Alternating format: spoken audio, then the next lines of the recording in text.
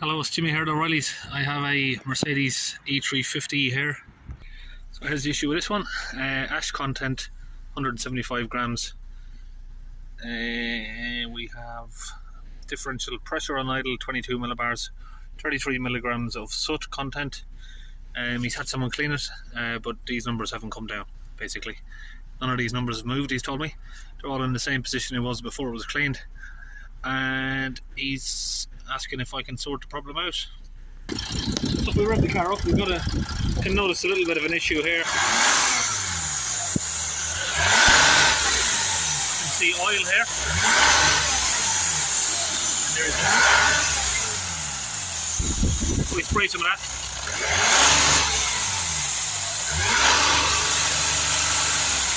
Not sure if you can see that, but it's being deflected away. There's a massive leak here somewhere.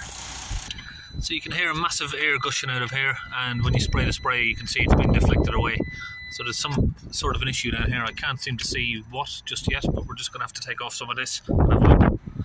So we're just removing the airboxes here. So we noticed it could do with some new filters, so we'll ask him if he wants to put new ones of those in as well. And these are the codes it's getting: fill level of the particle filter, fill level, soot level.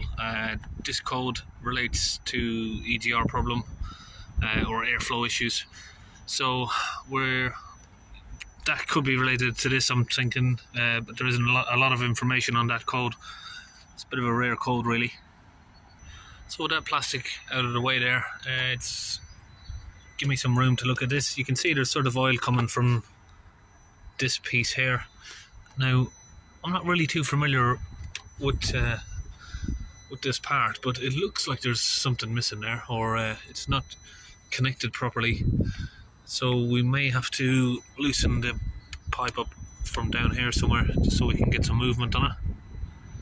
Okay, so you can see the oil leak that was around there. It's been leaking around all everywhere here, and that's what that massive gush of wind was coming from. But if you pull the pipe out here, you can see what the problem is. Someone's pushed the pipe in and pushed the tube. The O-ring. They've pushed the O-ring inwards, which hasn't made it seal. So I'm just going to put the O-ring back on here. The O-ring's in good condition. It's not lost its shape, so it'd be perfectly fine to reuse it. Put that back on there. Just going to clean up any sort of dirt that's around this tube, and then we're going to re-grease it. Just do both sides of that, make sure it's nice and clean.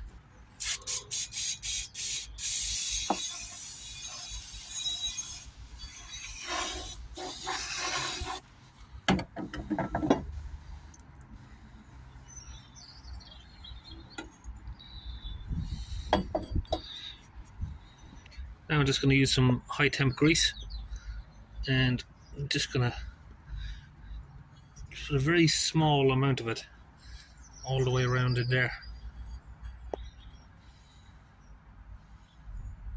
And then the other side, same thing again. We'll just get that in there, smoothing it all the way around. Nice, and just a nice thin layer of it. Don't need loads. Just make sure that it's greasy, basically. So I think what's probably happened last time is someone's tried to push that in. The rubber seal there is gripped onto the metal and pulled it inwards. But if you've got some grease on it, it'll slip straight in. Remember, everything slips in easier with some lube. So just put it all back together. And we've got two new air filters here to go in.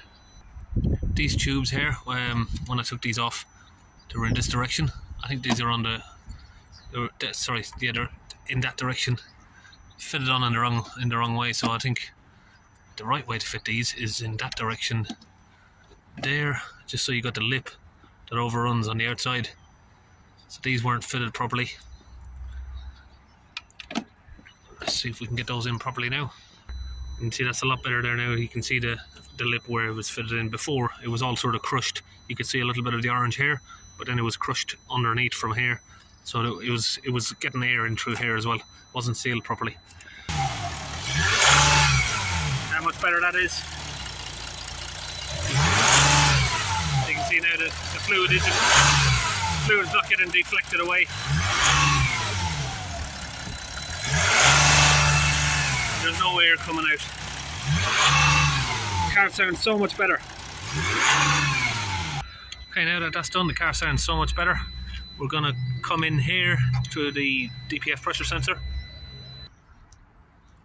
So just crack that loose there with a ratchet. Now we're just going to undo it by hand. That's another thing we're mentioning there as well, is that this vehicle has had a new DPF pressure sensor on it. Obviously, when they were trying to resolve the issue, they put a new sensor on it.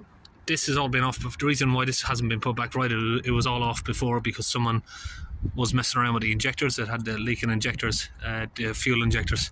So I take it they've had all of this crap off and they just haven't put it back together properly. So we're going to connect up a DPF gun here now, straight to this hose on the sensor.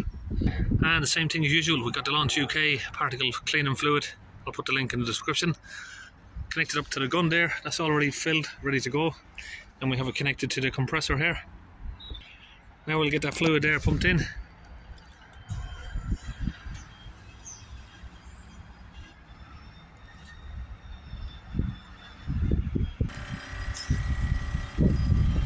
Get all that fluid pumped in now. Okay, so we're back in the car, let's start it up.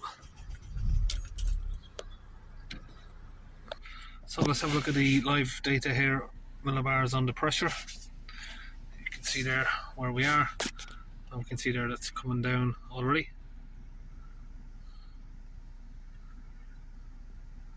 So we're only idling at the moment.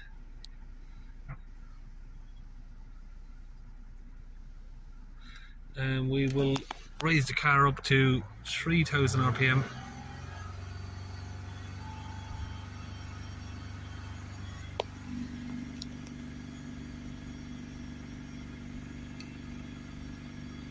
We'll see how far down we can get that. So starting off there at 190, obviously the car was idling there for a minute, and it already was lowering before we started at 3000 RPM. So it's nice when you can see the graph continually going down. It shows you that the pressure is just dropping as it's getting cleaned.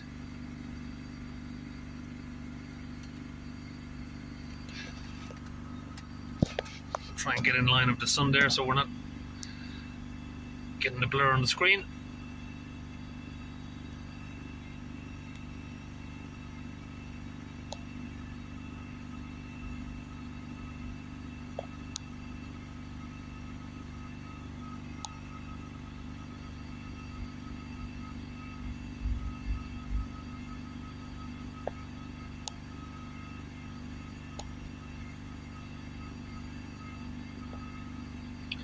So I don't expect it to go much lower than this now. 40 is pretty low. You don't see them go much lower than that at 3000 RPM. Of course we'll see a lot of smoke like that coming out of the rear there.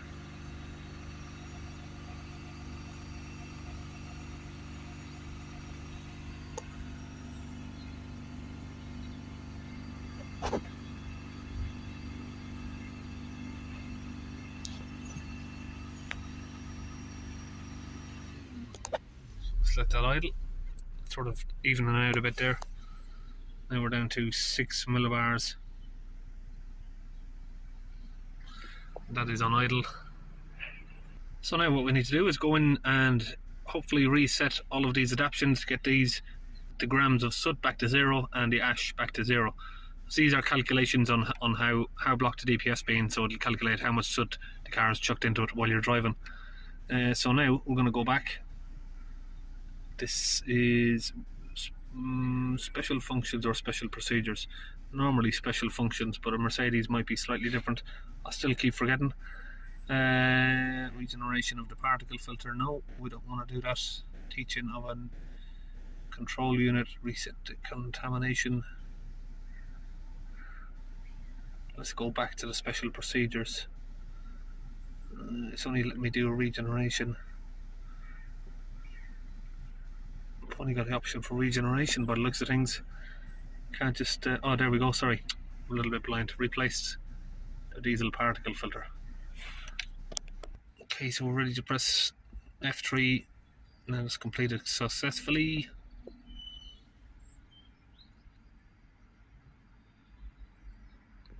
Now with these is always a good idea to reset this as well. Hot film just kind of resets all of the airflow meter stuff. Press start, so it's the airflow meter, just resets all of that. Especially when you've had air leaks.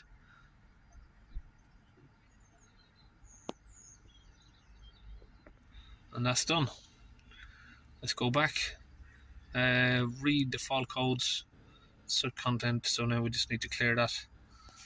Clear the DTC. Go back to read the data. And we'll read the data of the particle filter. So we want soot content,